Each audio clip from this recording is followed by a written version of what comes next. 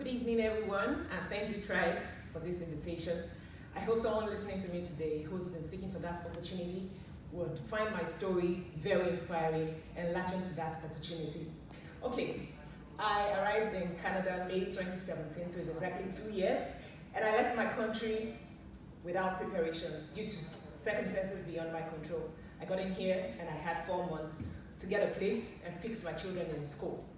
I did that, and while doing that, I was looking out for job opportunities. And you know what it feels like as a new immigrant with 13 years experience in a new terrain, you don't know where to start.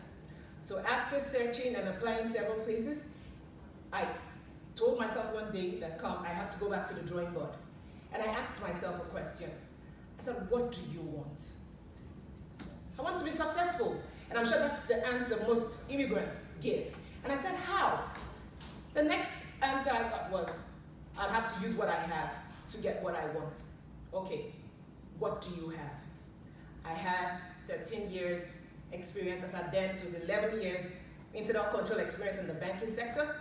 I had a membership with Association of Certified Chartered Accountants UK. I had a BSc in accounting. And I asked myself, okay, these are your hard skills. What is your differentiating factor? I looked back, looked at all my skills, and I told myself, I have good interpersonal skills. In fact, great interpersonal skills. No, excellent interpersonal skills. So I said, okay, how does what you have translate into the Canadian job market? I went on the internet and I researched. I asked people. Unfortunately for me, those I was asking hadn't taken time to discover themselves. They were all professionals like me from the same country, and they had dropped their careers to pursue personal support worker because they had been told that they can't land good jobs as immigrants. Obviously, I was asking the wrong set of people, so I went to the internet and I found Access Employment and I found Seneca. You know, in a new country, when you search, everything just looks strange. Names look so funny. You just do mini, money more and pick one. So I went to Access Employment, and after speaking with me, they told me that the insurance bridging program was just starting. Mind you, I'd taken time to discover myself. I'd taken time to look inwards. I'd taken time to analyze my skills. I didn't need somebody to come preach to me what I'm capable of doing. I had taken my time to identify my skills. So when they told me about the insurance program, it didn't align with where I was coming from. And I said, thank you very much. And I went to option B, Seneca. At Seneca, I met with a job developer. She sat down with me, she looked at my resume. She told me, Peace, you have great skills. In fact, just talking to you, I feel like I've known you for a while. I said, yes, that's my selling point. So she told me everything I've been looking for, all the information I've been asking people about. She told me all the information that was available to newcomers. And I saw that those information are readily available and free. So I said, okay, let's start with LinkedIn, because I come from a culture where it is inappropriate to ask strangers for help. So that was the mental rehabilitation I had to do, because now I had to reach out to people, because if I don't reach out, nobody's going to help me. I went for the same LinkedIn seminar 6 good times. I had to do this not because I was dull, but because I needed a cultural shift. I needed a change in my thinking, and I had to keep hearing it until it became a part of me. There I was introduced to TRIEC and the benefits of mentoring. I got paired with a mentor at RBC, and I was invited to TRIEC Speed Mentoring event, March 5, 2018. That happened to be my birthday. Choices. I had a choice to either stay back home and have fun, celebrate with my friends, or see that day as an opportunity to network and meet somebody who will connect me with my future job. So I got dressed, went for the event. At that event, I met Jenny, the founder of Black Female Accountants Network.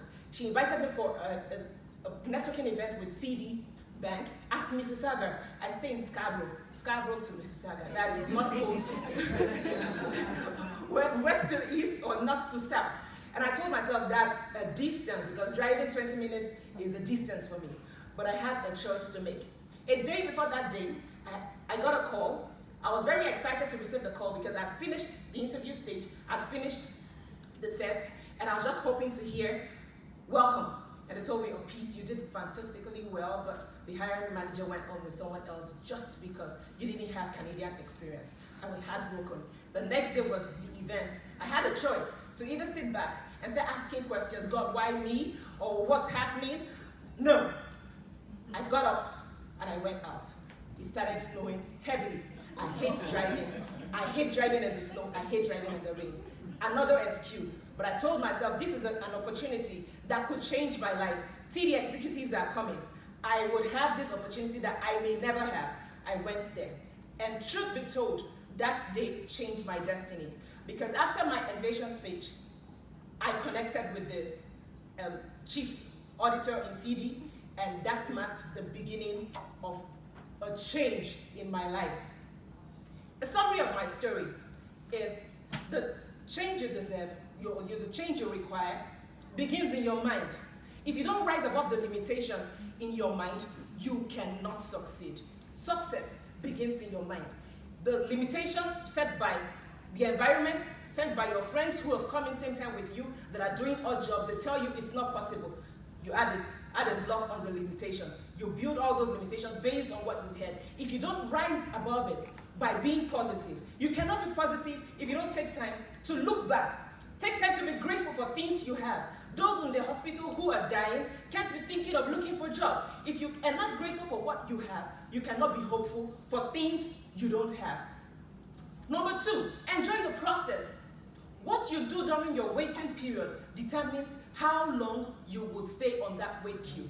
While waiting, what are you doing? Are you spending time trying to change what you cannot control, like the decisions the hiring manager will make? Or are you taking time to change what you can control, which is sitting back and going back to the drawing board and asking yourself, why have I been sending resumes 100 times and getting the same answer? What am I doing wrongly? Somebody told me from Robert Half that my resume is good, but it shows that I've been more of a follower than a leader. I met with 6 different people on LinkedIn to understand what being a leader meant. And it's just some verbs. I just needed to change some verbs in my resume to make me a leader. And I'm like, okay, I achieved this, I coordinated this. If I hadn't taken that criticism with an open mind, I wouldn't have looked for solution. Success is a conscious effort. What are you doing during your wait period? Are you there lamenting or are you volunteering? I was volunteering at YMCA. While I was there, I was making connections, I was smiling, I was learning Canadian culture. I was doing things to improve myself. I saw that position as an opportunity, and even though I was not being paid, I put in my best. As an immigrant, your worry is how do you meet people? You meet people everywhere. There is no formal place to meet people. You go on Instagram when you have LinkedIn. You're reading other people's lives and celebrating other people's lives on Instagram when you have not taken time to discover how you can better your lot, how you can learn what the Canadian market requires. I was not on Instagram. I shut down my Facebook, I shut down my Instagram. I went on YouTube to learn. You're looking for how to improve your interview skills. YouTube is there. I learned all the behavioral questions for audit manager role. I learned everything I needed to learn on YouTube. I was not watching film. What you do in your waiting period determines how long you will stay in that waiting queue. See every opportunity to introduce yourself as an opportunity to sell your skill. The value you place on a product depends on the packaging and the brand. Have you taken time to discover your brand? Have you taken time to package your product? Your resume, does it look marketable? Can someone look at your resume and say, oh, this person has lots of skills. I would like to have an interview with this person. Does your resume sell you? Can somebody put a good value on your resume? Your resume is your business card. They see your resume first and decide if they want to see you and hear what you have to say. Have you taken time to package your resume? Ask, and it shall be given. Seek, and you will find. Knock, and it will be open. It's not just about knocking one time.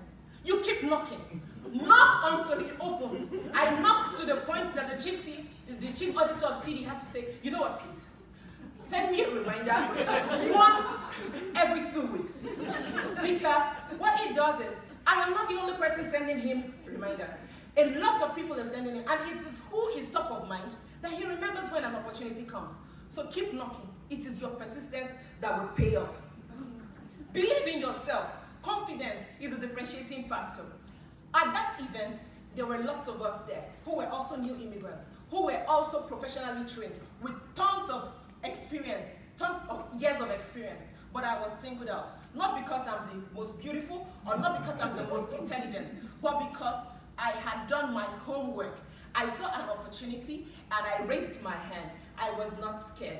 Oh, the chief, but you know, from where I'm coming from, there are some roles that you see them as God. You don't enter the elevator with your CEO or the CFO, the executives, you don't enter the elevator with them. When you open the elevator, you see them, you move back. But this is Canada. Understand the culture. Everybody is taken as one.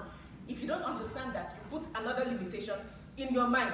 I had the opportunity to speak up at that event, and I raised my hand and asked the chief auditor, after he told his story as an immigrant, I said, somebody gave you an opportunity as an immigrant. How willing are you to give someone who's qualified, who's experienced, an opportunity just because the person didn't school in Canada? He saw it as a challenge. Despite the fact that I've been applying to TD million times, I just get the auto response. We've moved on with another candidate. But the network I made gave me the opportunity, and he told me, send me your resume. He presented it to the hiring manager. That is the power of networking. A lot of us are here today. How many good connections have you made? There are lots of hiring managers here. Have you reached out to them, or you're still thinking, should I move? Should I not move? Should I talk? Should I not talk? Opportunity presents itself, but once. TD came to Black Female Accountants Network. Employers, please go to these pins. If you don't know the ones to go to, ask TRIEC. There are tons of them. A lot of immigrants come in. They don't go to school because they have lots of experiences. You come in here, cost of living is so expensive. Exchange rate in my country to Canadian dollar is so wide. We come in here, we can't afford to go to school. We have lots of experiences. We have our certificates. Don't judge us by our Canadian experience. Meet with us one-on-one. Do we have the basic skills? If we have the basic skills, if we can communicate fluently, give us an opportunity. That is all we seek. Put us on probation. Tell us, okay, in 6 months, these are the expectations. If you don't meet it, we'll show you the door. Trust me. No immigrant who has faced hunger and seen his bills would not sit up. He or she would sit up. All we ask for is an opportunity. TD gave me that opportunity. I have friends here who came in from my country. I didn't get a level way below the level I was operating in Nigeria. I got a level above my level. So it's in your mindset. If you believe you cannot get something good, if you believe you need to start from the scratch, you will start from the scratch. I didn't have that mentality. I told myself, I will get it. Every opportunity that comes my way, I will utilize it. I utilized mine, and I got mine.